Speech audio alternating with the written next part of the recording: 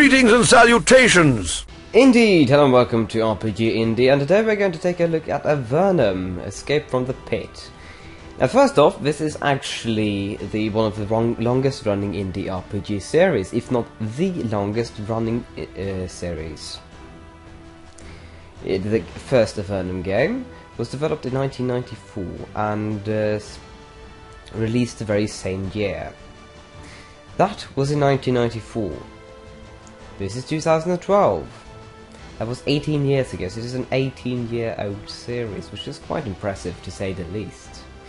Now this is primarily developed by one person living in Seattle in the United States. And this is what he has been doing quite some time. So his name is Jeff Vogel. And yes, here we have his creation. Now I'm going just to try out a demo here because I can't go buy every damn game I try out. So okay, let's get into this game. Here in the main menu we have the character editor, which basically gives you the ability to edit characters. You'll see more about why that feature is there in the main menu when you enter the when we start up a new game, and you can see the graphic generation screen and all that. And then instructions, lengthy, good, semi-encyclopedia. Will pretty much tell you whatever you need. I really like the fact that there's such a menu like this.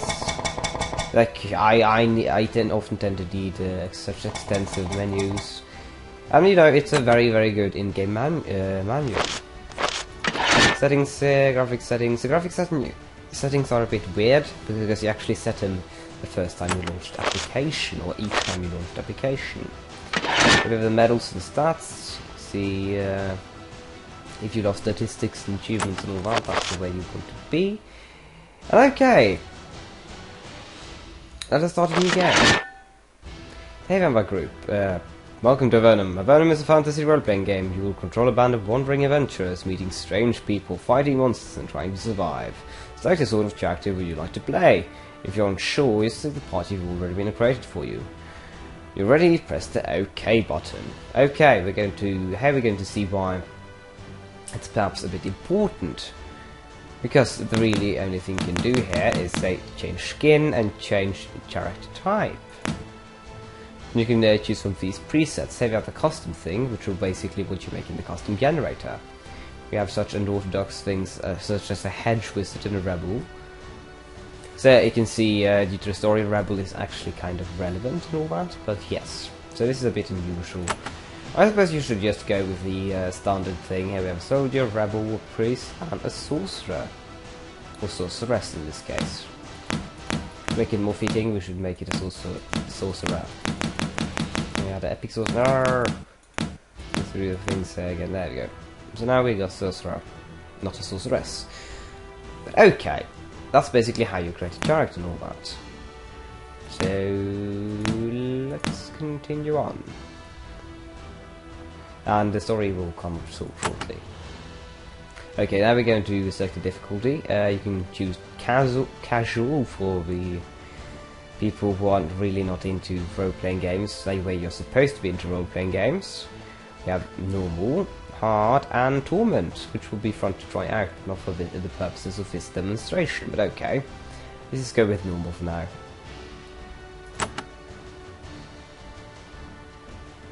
Here we have a story. You are never going to see sunlight again. You will never breathe fresh air. Be warm and dry. Or feel safe. This is your punishment. For your crimes. You are to be thrown down into a magical portal and banished to Avernum, never to return. Your crime? Nothing as serious you might think. Not murder, arson, or assault. No. Your crime was against the Empire, ruled by the cruel Emperor Hawthorne. You spoke out against an unjust law, or you angered some minor official, or you just might have been a misfit. The Empire controls the entire surface of the world. All 4 continents have been completely submitted to its rule. Not fitting in is a crime in the Empire, so you are being exiled. You are being sent down to Avernum. Avernum is a series of caves far below the surface of the world. It's a dark, subterranean prison, a place where exiles like you spend the rest of their lives, far from the light. What is it like there? Nobody on the surface knows. All they know is that it's dark and deadly. It is spoken of only in whispers, and only with fear. Some believe that there is no air, warmth, or food, and death comes with merciful speed. Others believe there's enough substance to enable Evernites to endure a miserable, worm-like existence. Until, of course, the monsters get you. And a few believe that Avernum is a paradise. A hard land of freedom, where one can at last be out from under the Empire's iron rule. People mad enough to believe Avernum is a paradise soon end up there themselves.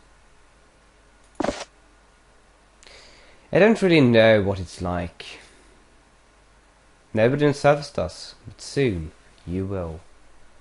There is no appeal to the judge's decision. Early one morning, in a stone dome, far out in the wastes, you are dragged in chains to the shimmering portal. You breathe clean, fresh air one last time. Your shackles are removed. Then they throw you in. And here we are in Avernum, hooray! Welcome to Avernum. These caverns are a tutorial to help you get started. First you need to learn how to move around, clicking on spot on the ground to walk here. Okay, first impressions. What is this like? Very much like indeed. I suppose you just have to read this. Slowly your eyes adjust to the dim light. Happily there is light. Now, the ceiling of the cavern is covered in scattered patches of fungus that glows with a faint luminescence. But you are alone. It is cold, damp, and deathly still. All you hear are the echoes of dripping water in the shadows. The loneliness makes the feeling of claustrophobia more powerful. For a moment you can sense the countless tons of stones above you, ready to, at any moment, crush you into nothingness. You concentrate and overcome the growing terror. There must be someone down here. You'll just have to explore and find them. So okay, and first impressions. This kind of, the party layout very much reminds me of a game that is ever so slightly known called Ultima 5. No, or Ultima 6. I don't remember the difference between those two, but anyways. Basically, this is very much grid-based movement. You move in a party and like this. So if you've ever tried a series before, this should of course be familiar to you. This is supposedly how things were before us at the start today. Okay, let's go through the graphical user interface. The character's inventories, pretty decent inventory screens. Is standard, simple UI, easy to understand. No problems here. No differences between what type of character you have. You have type of attack. You could set as if this guy is going to attack, he's going to attack with a dagger. You can set that to a missile weapon if you want to, if you have one, if you can want to do that. You have spells on your mages. Our name a bolt of fire. We have Corby's Cloak of Curses and Days. We also have priest spells, which are priestly, and battle disciplines.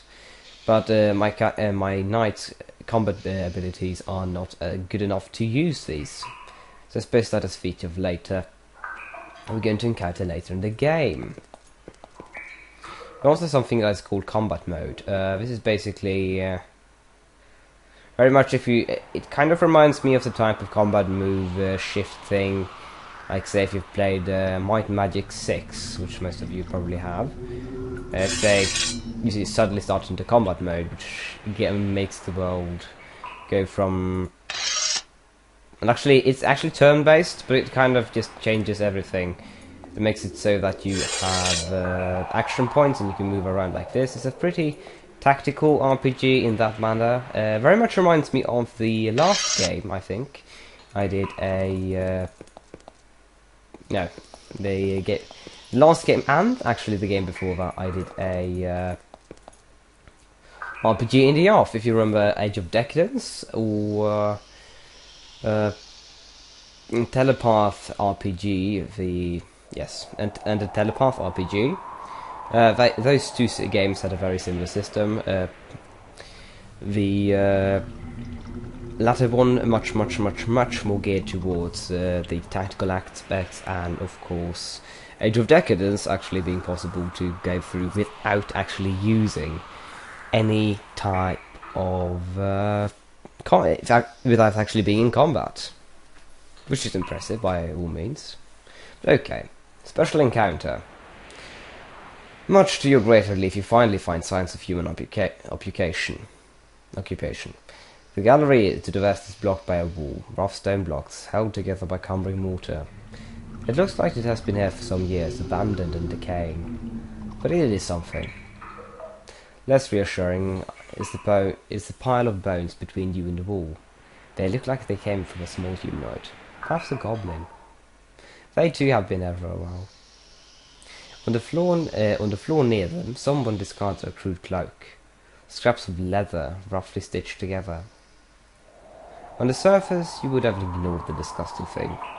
Down here, with the cold seeping into your bones, you decide that you would be better off wearing it. So, okay.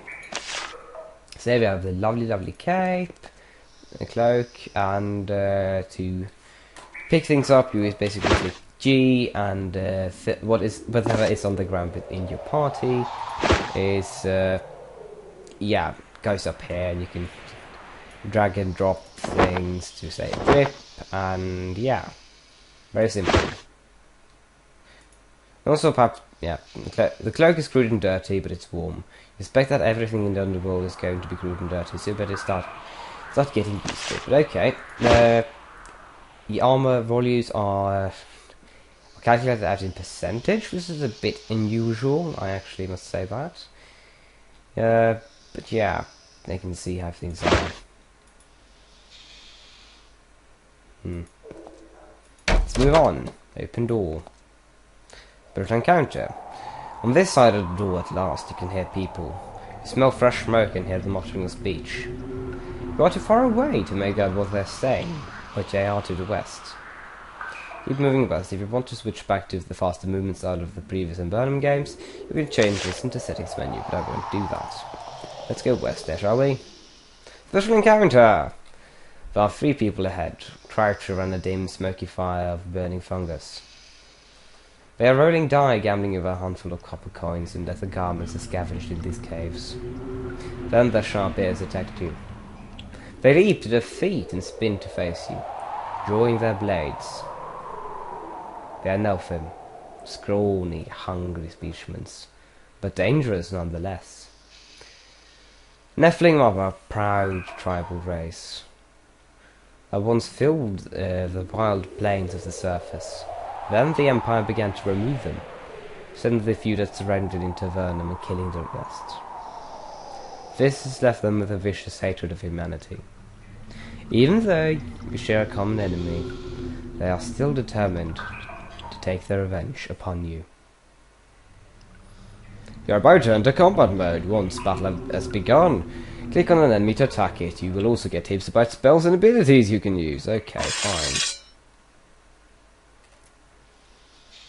Attack with Iron Ninja Man. There we go. That caused a fair bit of damage. I can move here, and our mage can use a spell. Oh, sorry, I forgot to change. There we go. Mage spell, and say Bolt of Fire. Can move close enough, and there we go. What's going to be possibly? Oh, saving a can now. Well, this button to press this button to select well and blow, then attack a foe. The attack will do extra damage. So you can do here, for example, and two. Actually, that's a discipline here. Okay, she does not have enough skills. Fine. That was a critical, and we have a 20 character, and we can use a, for example, minor heal to heal our poor character. This is Marion, no. This is Marion, this other guy here, I think. Oh well, it's important. We have a mage, and we shall use Bolt of Fire on this one in Nephilim. Or whatever.